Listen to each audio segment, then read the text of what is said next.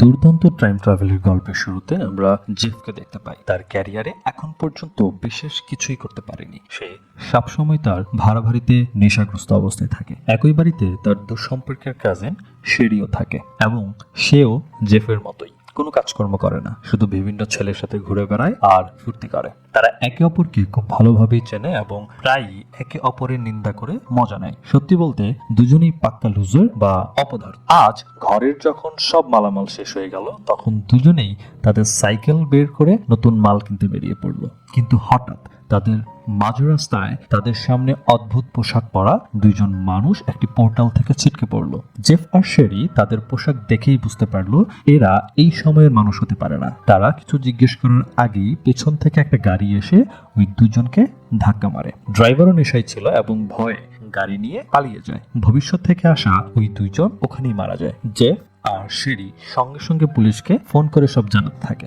Jeff বলে যে কিভাবে ওই লোকগুলো পোর্টাল থেকে পড়েছিল, মানে তারা এই যুগের ছিল না। কিন্তু জেফ আর শেরি দুজনেই নেশাগ্রস্ত মনে হচ্ছিল বলে পুলিশ তাদের কথা বিশ্বাস করেনি। এমনিতেও শহরে রোজই কোনো না কোনো নেশাখোর মারা যায়। পুলিশ লাশগুলো তুলে নিয়ে চলে গেল। ঠিক তখনই জেফ আর শেরির নজর পাশের ঘাসের উপরে পড়ে থাকা একটি কাচের বোতলের উপরে যায়। আসলে এই বোতলটি ওই টাইম ট্রাভেলারদের ছিল। এতে সবুজ পাতা ভরে নেশা করার জন্য ব্যবহার করা হতো। দুজনেই বোতলটি নিয়ে বাড়িতে চলে আসার পরে তারা দেখে যে এতে অদ্ভুত কিছু ভাষা লেখা। অনেকক্ষণ অনুবাদের পর বোঝা গেল এই বোতল দিয়ে ধূমপান করলে টাইম ট্রাভেল বা সময় ভ্রমণ করা সম্ভব। নির্দেশে লেখা ছিল এক টানে আপনি আপনার পছন্দের সময়ে পৌঁছাতে পারবেন এবং ফিরে আসার জন্য 2 টান দিতে হবে। শুরুতে দুজনেই ভাবলো এটা কোনো মজা, এমন কোনো টাইম মেশিন আছে যেখানে ট্রাভেল করার জন্য নেশা করতে হয়। কিন্তু কৌতূহলবশত যে একটা টান দিল এবং তখনই হঠাৎ জেফ আর শেরি কোনো এক পোর্টালের মধ্য দিয়ে ট্রাভেল করতে শুরু করলো। তারা সরাসরি এমন এক সময়ে পৌঁছালো যেখানে চারদিকে শুধু গাছপালা, দূর দূরান্ত পর্যন্ত কোনো দালান কোঠা নেই। দুজনেই ভয়াবহ কোথাও একটা চলে আসছে এটা নিয়ে ভাবতে শুরু করলো। তখনই তাদের নজর পায়ের নিচে গেল। তারা একটি বিশাল ডাইনোসরের পায়ের ছাপের উপরে দাঁড়িয়েছিল। জেফের মনে পড়লো সপ্তাহ আগেই সে জুরাসিক পার্ক দেখেছিল আর এখন সে সত্যি ডাইনোসরের যুগে চলে এসেছে। দুজনেই অবাক হয়েছিল। তখনই সামনে থেকে আসলো এক ডাইনোসর এবং তাদের খাওয়ার জন্য এগিয়ে আসতে লাগলো। দুজনে দ্রুত 2টি টান দিল এবং পোর্টালের মাধ্যমে তাদের বর্তমান সময়ে ফিরে আসলো। এখন তাদের পুরোপুরি বিশ্বাস হয়ে গেল যে এই বোতল সত্যিই টাইম ট্রাভেল করতে পারে। ওই দুইজন লোক ভবিষ্যৎ থেকে এসেছিল এবং তাদের মৃত্যুর পর এই যন্ত্র এখন জেফ আর শেরির কাছে। জেফ খুব উত্তেজিত ছিল কারণ এমনিতেও তার কোনো ক্যারিয়ার ছিল না। এই দুইজন কাজিন ছিল বর্তমান সময়ের সবচেয়ে বড় লুজার। তারা টাইম ট্রাভেল বোতল দিয়ে প্রচুর টাকা কামাতে পারে, কিন্তু শেরি বলল যে সঠিক জ্ঞান ছাড়া টাইম ট্রিপ নেওয়া বিপজ্জনক। অতীতে গিয়ে ছোট কোনো ভুল করলে ভবিষ্যতে বিগড়ে যেতে পারে এবং পুরো পৃথিবী ধ্বংস হয়ে যেতে পারে। জেফ ভেবেচিন্তে একটা প্ল্যান দিল। প্রথম টিপে তারা অতীতে গিয়ে কিছু ছবে না, শুধু ঘটনাগুলো দেখবে, একদমই অংশ নিবে না। তারপর দেখবে ভবিষ্যতে কি পরিবর্তন আসে। এটা শুনে শেরিও রাজি হলো। দুজনে ঠিক করলো এবার তারা হলিউডের শুরুর যুগে যাবে। জেফ আগের ট্রিপ থেকে বুঝেছিল যে টান দেওয়ার সময় মাথায় যে যুগের কথা থাকবে সেই সময়ে পৌঁছানো যাবে। তাই দুজনে হলিউড বিগিনিং ভাবতে ভাবতে টান দিল। কিন্তু এবার তারা সরাসরি 1400 শতাব্দীতে পৌঁছে গেল। সেই সময়ে গুজব ছিল যে এক ডাইনি তার জাদু বলে বাচ্চাদের জীবনের শক্তি চুরি করে নিজে যুবতী হয়ে থাকে। এই নিয়েই লোকেরা নাটক আর গল্প বানাতে শুরু করেছিল। যেই জেফ আর শেরি সেখানে পৌঁছালো, স্থানীয়রা ভাবলো শেরি সেই ডাইনি। তার পোশাক আর ভাষা দুটোই আলাদা ছিল। শেরি ভয়ে ভয়ে সত্যিটা বলতে লাগলো যে সে ভবিষ্যৎ থেকে এসেছে।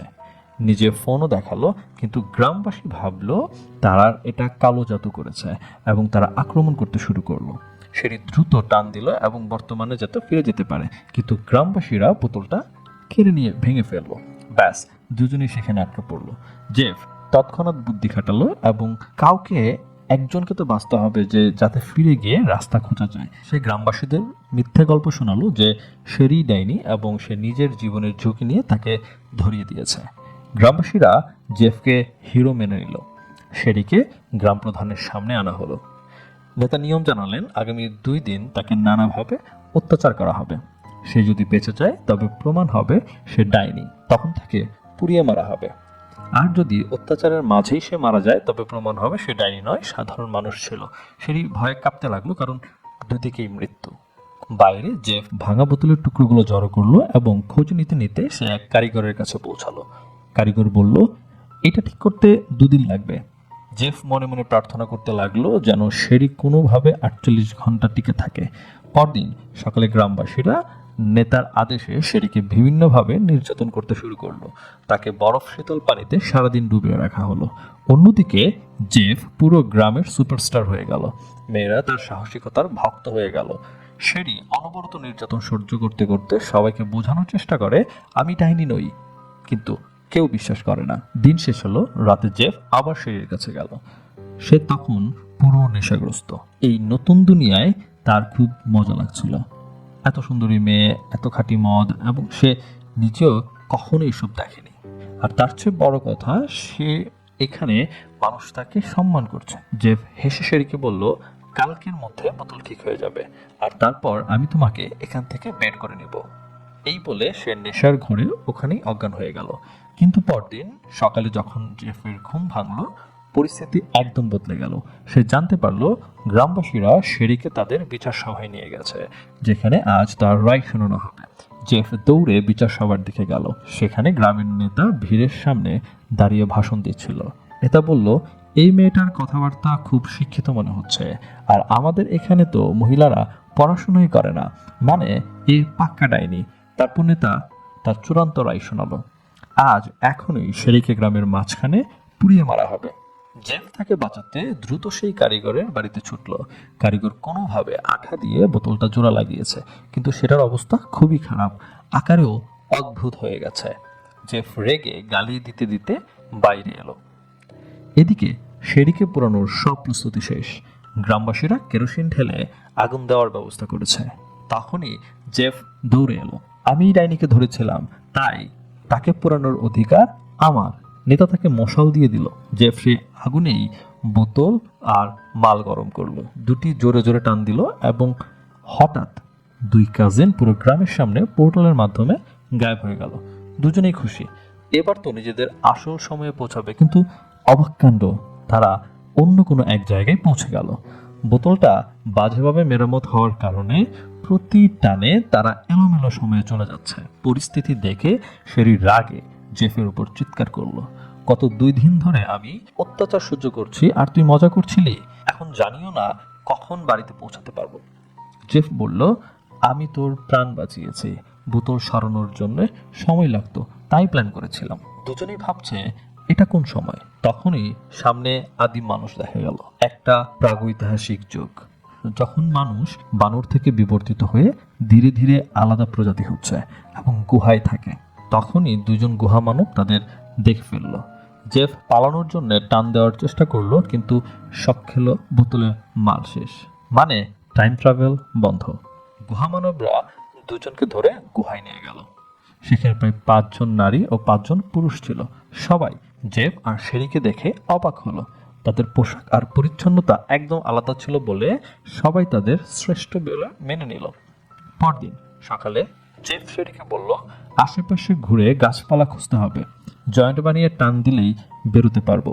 শেরি বলল, আমি তো এখানেই থাকতে চাই, বোতল ভাঙা, এখন তো এলোমেলো জায়গায় পৌঁছাবো, তখন কোনো এক ভয়ানক ভাইরাসের সময় চলে যাব। তার চেয়ে এখানে থাকাই ভালো, কোনো দূষণ নেই, প্রচুর খাবার, আর সবাই আমাদের শ্রেষ্ঠ মানে। জেফ রেগে একাই গাছপালা খুঁজতে বেরিয়ে পড়ল। পাহাড়ে কয়েকদিন ঘোরার পর অবশেষে সে এক চূড়ায় গাছপালা পেল। জেফ ফিরে এসে শেরিকে বলল, এখন তো তোর মত বদলেছে। কিন্তু শেরি শিকার আর গুহার জীবনেই মজা পাচ্ছিল। জেফ মনে করিয়ে দিল, আমরা ঠিক করেছিলাম অতীতের কোনো পরিবর্তন করব না, নইলে আমরা আমাদের দুনিয়ায় শেষ হয়ে যেতে পারি। অবশেষে শেরি রাজি হলো এবং গুহা মানবদের বিদায় জানিয়ে জেফের সাথে টান দিল। যেমনটা আশা করা হয়েছিল, আবার এলোমেলো জায়গায় পৌঁছালো।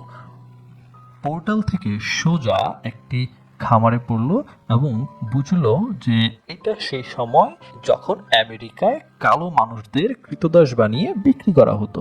তারা দেখলো এক মহিলা তার খেতে কাজ করার সময় কৃতদাসকে চাবুক মারছে।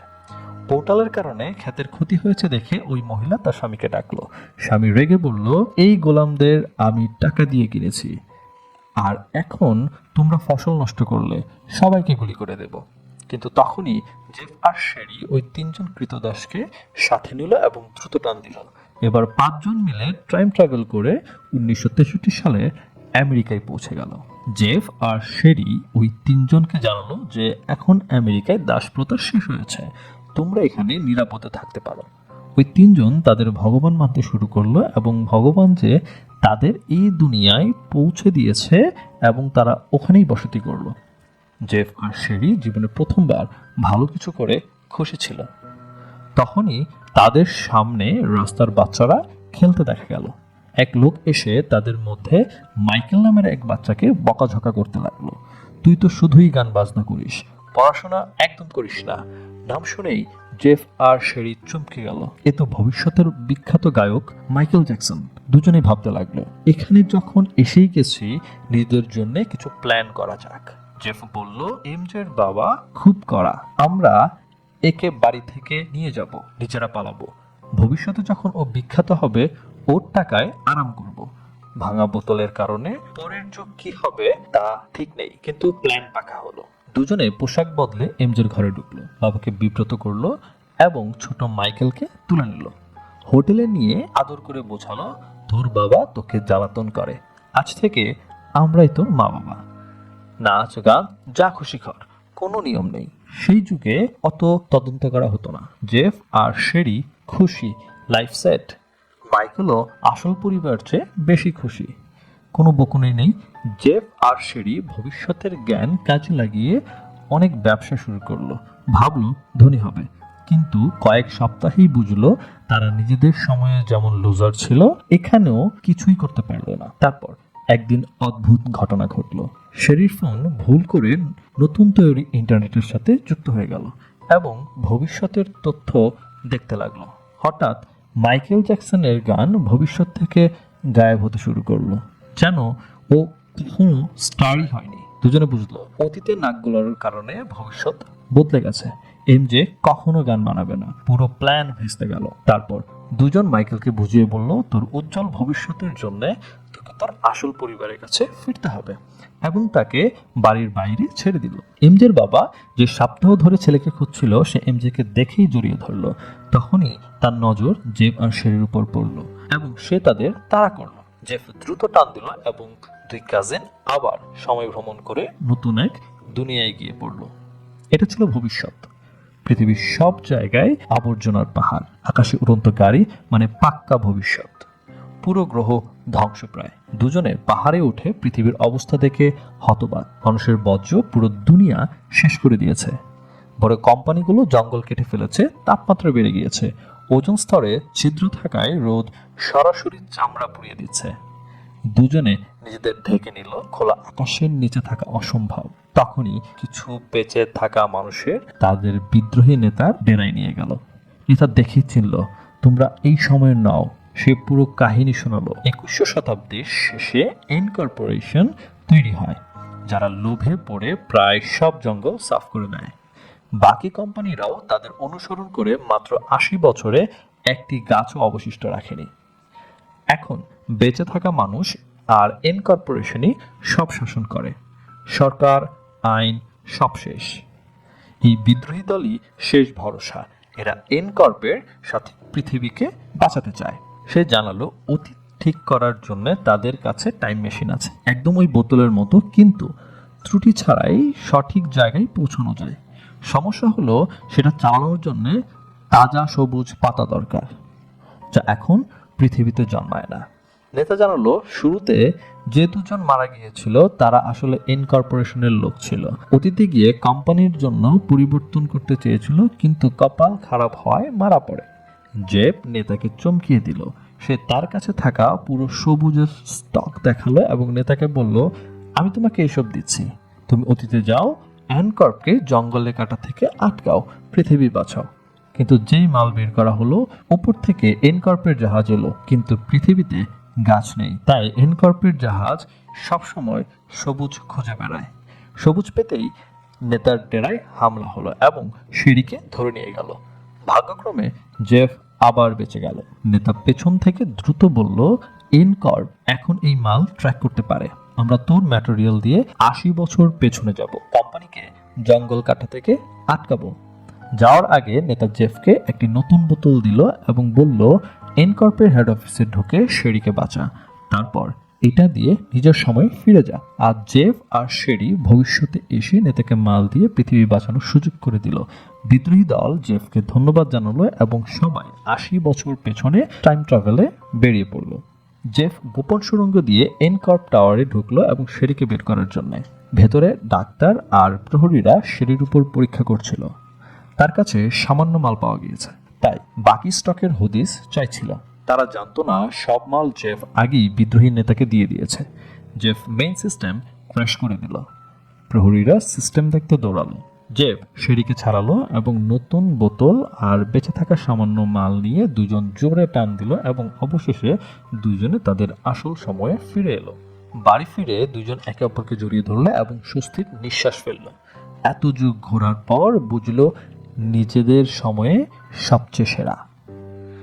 আগে নেশা করে এত সময় নষ্ট করেছিল, এবার পাক্কা সিদ্ধান্ত, জীবন শুধরাতে হবে, ক্যারিয়ারে মন দিতে হবে।